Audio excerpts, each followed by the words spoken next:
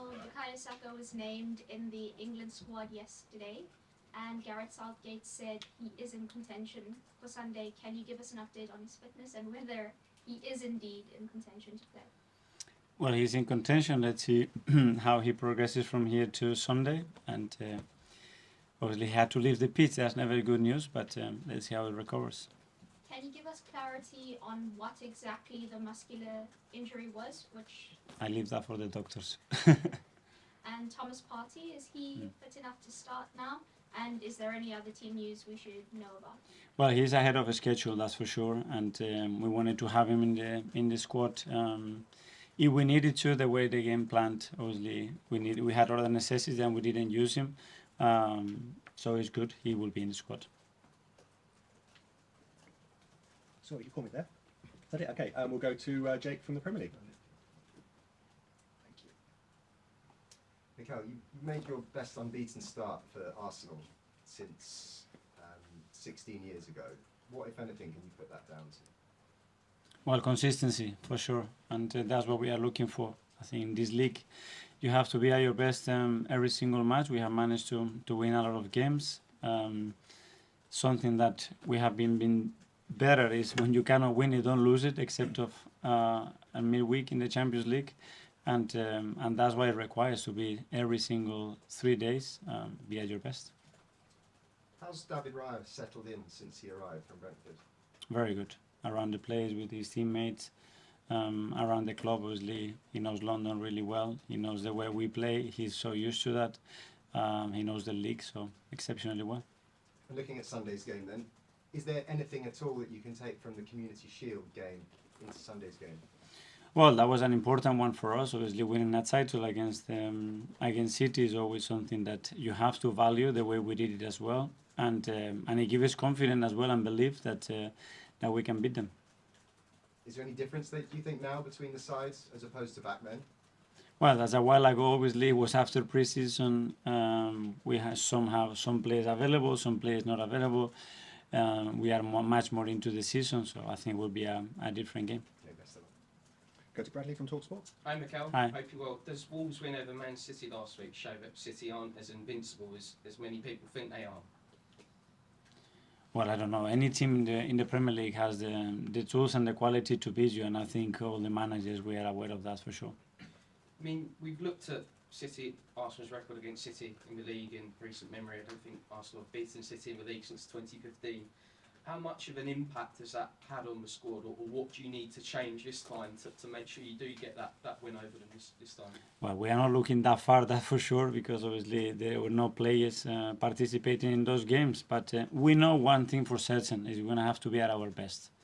And we're going to have to be at our best in every department for 100 minutes. And then we have a chance. Is this a season-defining game for Arsenal? I mean, if you do get 3 points, does that give you much-needed confidence to show that you can win the Premier League this year? No, it would be a big boost, obviously, energy and confidence-wise, but apart from that and the 3 points, nothing else.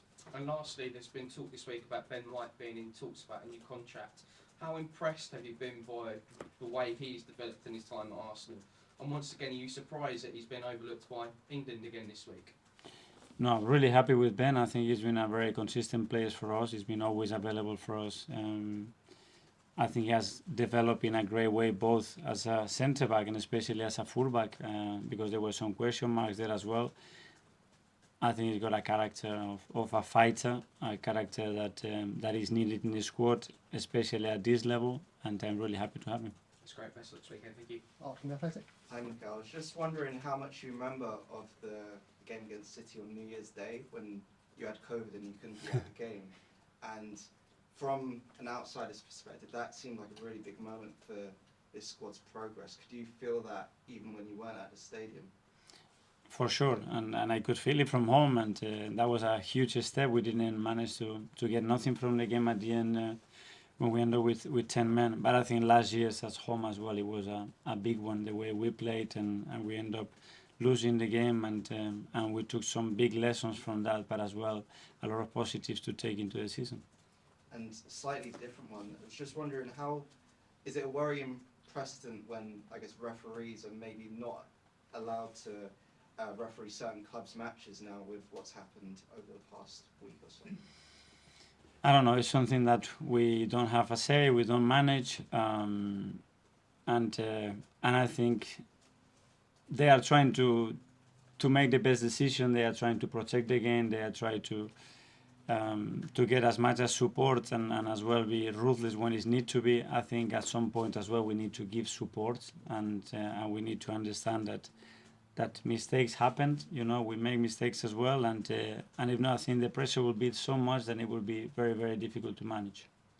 Clive from Football. Hi, Mikel. It's obviously going to be a very high intensity and high atmosphere game. We've seen very good atmospheres at the Emirates already this season, ahead of PSV, ahead of Spurs, and you've said in the past that maybe in those atmospheres your team can maybe get a bit too emotional, or a bit too caught up in the emotion of the occasion. What will you do to try and stop them from doing that, just keeping their focus on the pitch? Well, first of all, I think that we have the best atmosphere ever at the Emirates, you know, and if we can create it, that's going to be so helpful for the team. Is how we manage. We have moments that we have managed it exceptionally well. Against PSV was a really good example, certain pass against the Spurs, but that's down to us. But hopefully the crowd can produce that, and that will be a big plus for us. And James from ESPN.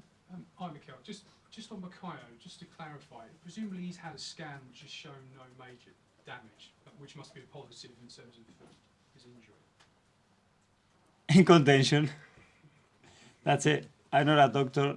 That's what they told me. And just on him in terms of England, presumably, are you going to have a conversation with Gareth about managing his minutes during that international break? One of those games is a friendly, obviously, against Australia. Listen, I have spoken to Gareth in several occasions, you know, but I have to do my job. I give him the news and the position that everybody is at, and then we have really good communication, and he needs to make the best decision as well for the national team, and I'm not going to get involved there. And just on Sunday, there's obviously always a lot of focus around you and Pep in these games and your relationship. Can you two surprise each other still? I don't know. I'm sure that every year we have new tools, new players, and can do different things. Obviously, we know each other and we expect certain things from each other, but at the end, this is down to the players, and they are the ones that surprise you the most, that's for sure. What was the last thing he did that surprised you?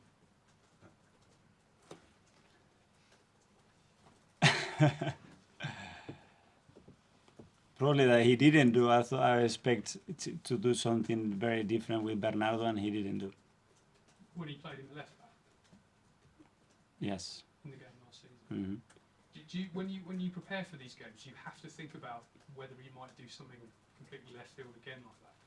Yes, and he does that normally in big games and against big teams, and he's done it this season as well in against different opponents, different things, and that's a big quality of them, because they can change it, but not only before the game. I think they can do it during the game, they can do it at halftime, and that's a strength, a team that is able to dominate these things. And just lastly from me, Jurgen Klopp says he wants Liverpool against Tottenham replayed because of the VAR mistake.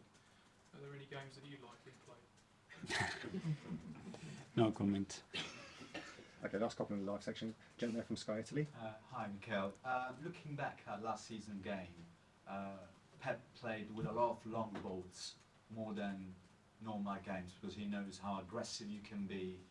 Do you think how much knowing each other so well affects the preparation of this game? No, but they've done that against Brighton, that they're extremely aggressive, or against Liverpool. You know, it's adapting to the behavior of the team. You know what you're going to provoke when you have certain idea. You want to go and get a team really high off the pitch. You know, and now they have different qualities. When they had Agüero with Haaland as well, and they have different qualities because they have Ederson and not another goalkeeper, and we know that. And we'll go to Aaron from Babel. Hi, Mikel. With Leandro being nominated for Goal of the Month yesterday, how important is it to have such competitive backup for important games like this when Saka and Martinelli are singing? Yeah, well, really important. I think Leo's been really good. I think he had a big impact in the team the last game that he played, and he has an absence against Brentford that he couldn't participate, but for the rest, he's been really good.